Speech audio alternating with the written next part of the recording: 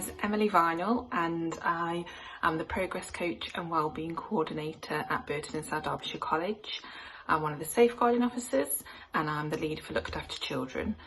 So what that basically means on a day-to-day basis is that anything to do with the well-being of young people, 16 to young adults, falls in my remit or the remit of the team that I manage. In terms of safeguarding, we see 400, 500 different learners each academic year, and we deal with anything that puts them into any form of crisis. So that could be mental health issues, it could be suicide ideation, it could be they've been a victim of a crime, bullying, relationship, family breakdown, abuse. We see a lot around anxiety and a lot of the struggles of how young people try and fit into the world and cope with everything that they've got to deal with. So on a daily basis there will be a number of different issues, different learners in crisis that we deal with, and then I also oversee Looked After Children within the college. So obviously there are different issues that can bring sometimes, and try and celebrate and kind of make them feel comfortable and make them happy at the college.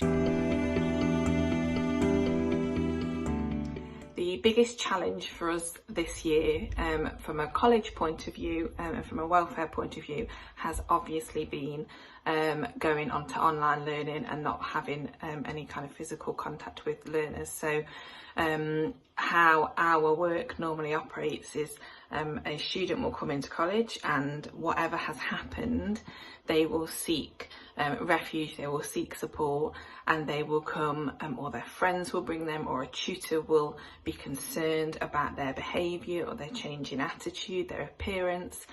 So a massive challenge we've had this year is not being able to just physically see people. It is very rare that a young person would reach out via telephone to a staff member to ask for support. If we've got students that have already had support, we've set up a kind of a triage and a check-in process, but even that, to have those kind of honest conversations we need to have with that young person while they are in their home, with potentially people listening that either don't know what's happening or the cause of what's happening, or they're not ready to share that information, has meant the safeguarding that we would normally see and the support we would normally be able to put in has just gone up, completely crashed. And it's been a massive challenge for me and my team. We are all in this job because we want to help people, and it's been hard on us as people to know that we aren't being able to do our job in the way that we would want to and to the best of our ability. And obviously it's been a massive challenge to the young people, where they could have just walked in and said, somebody help me, and they can't do that. So we know that those issues are there. We know that they are still going to be self-harm and suicide and that kind of stuff is going to be so much more intense when you are in lockdown. I'm sure everyone knows how much it's impacted their own mental health, even if you haven't kind of had those worries beforehand. So it's been hugely challenging to be physically locked away from the people that we want to help.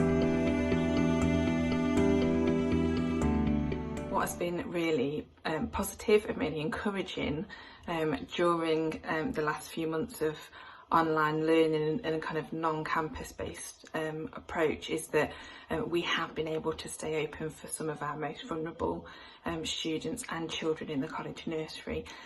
And what that has meant is that the ones we know about, we've been able to support, and that's brilliant. So anyone that has got an EHCP, so they've got kind of high needs, educational needs, and then anyone that's got a social worker, so either they're a looked after child or they're on a child protection plan, that kind of stuff.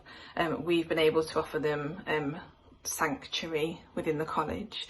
We've been able to offer online kind of Zoom counselling appointments, and so all of that, although we felt restricted, we have been able to continue some of the services that we would normally provide for those young people.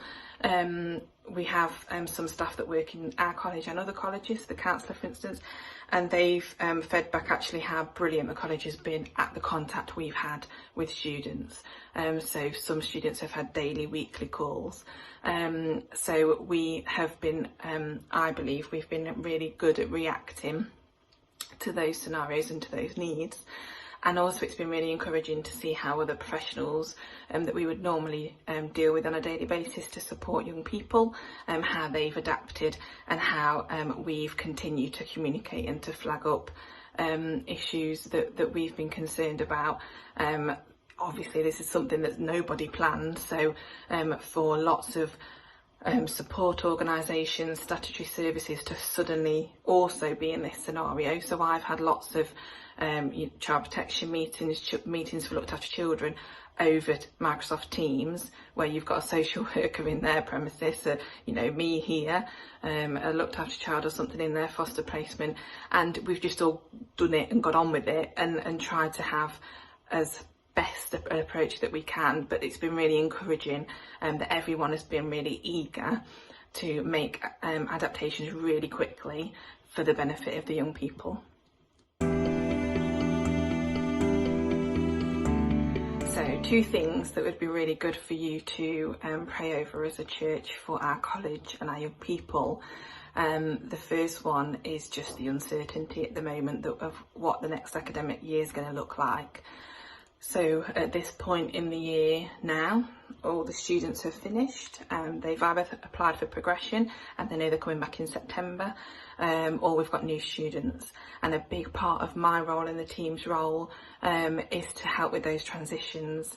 So if you are a looked after child, like I said, if you're on a child protection plan, that kind of stuff, or if you're a student that struggles with anxiety, if you've been known to your school, a big part of what we now do is try and help those young people to come have some transition support so that September doesn't seem quite so overwhelming, and we just can't do that at the moment. It also means that we don't know what September's going to look like. We don't know if we're going back to all the students in, half the students in, no students in, half the staff in, all the staff in. We just don't know. And that means for those young people, they don't know.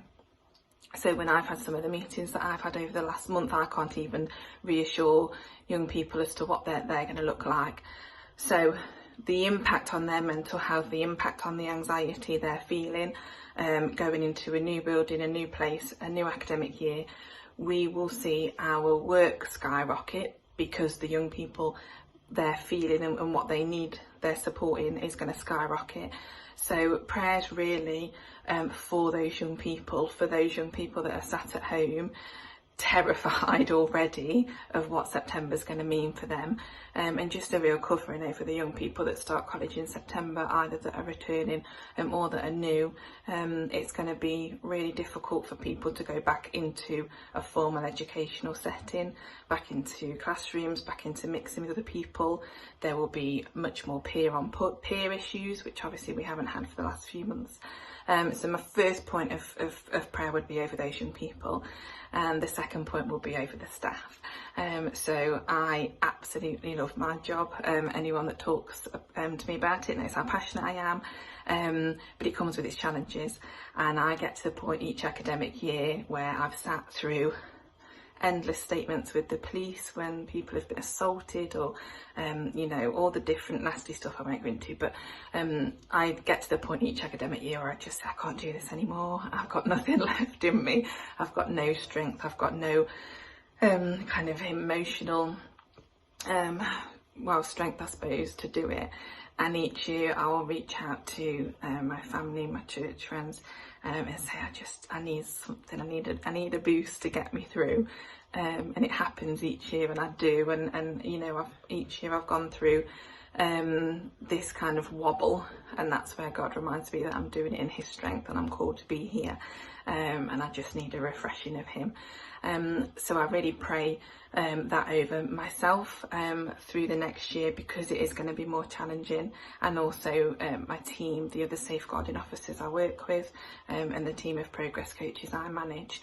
We are all responsible for the well-being of those young people, and it is going to be hard.